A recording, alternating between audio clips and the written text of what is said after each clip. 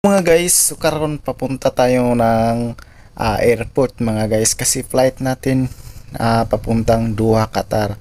So by the way mga guys, connecting flight po tayo. So Manila to Doha, Qatar, tapos Doha, Qatar to Abu Dhabi. So yun. So layo-layo talaga tong biyahe na to mga guys. So by the way mga guys, nagtatanong po bakit po ako pumunta ng Doha, Qatar, Abu Dhabi.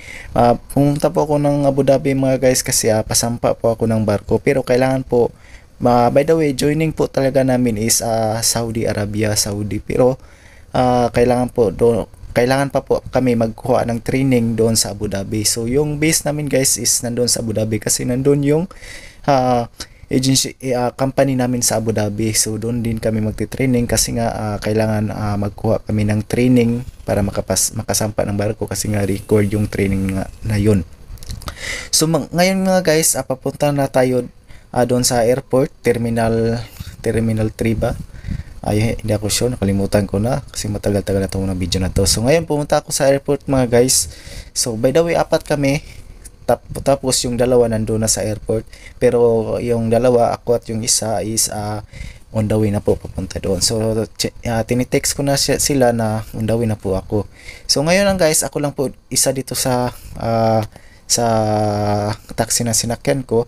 So ang weather update niya ngayon is okay naman yung panahon ngayon, pero nga lang is medyo makulimlim yung kalangitan. So pero walang ulan. Sana hindi ito umulan guys para hindi alam mo na, pag medyo masama yung panahon, medyo delay yung flight. So kasi malayo-layo pa yung flight namin papuntang Doha, Qatar. Pero ngayon guys, nandito na ako sa airport. Ngayon lang ako doon nakarating. So ngayon nandito na ako sa loob. So hinanap ko yung mga kasama ko, at ito muna po, hinanap ko yung mga kasama ko mga guys. So ngayon nandito na pala yung mga kasama ko, itong tatlong kasama ko. So apat kami, pang-apat ako. So yan po yung mga kasama ko guys. Yun. By the way, yung dalawa na yan is joining yan is Saudi Arabia, tapos yung isa is Abu Dhabi.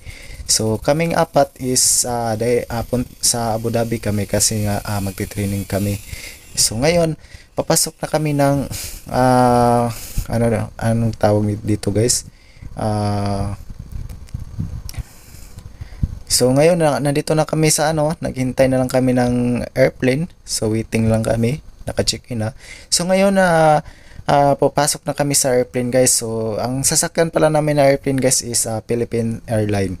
So papuntang Doha, Qatar. So ayun, so papasok na kami. So kaming apat, ayun, ito na yung sasakyan namin na airplane. So medyo okay naman yung panahon ngayon. At yan, papasok na. At masaya kami dyan guys kasi nalagay kami sa business class na upuan. So nung una is hindi namin alam, akala namin temporary lang yung upuan namin, pero pagdating doon sa counter, sinabihan kami na ilagay kami sa business class na upuan. So swerte talaga guys kasi pag business, komportable talaga, pwede makatulog.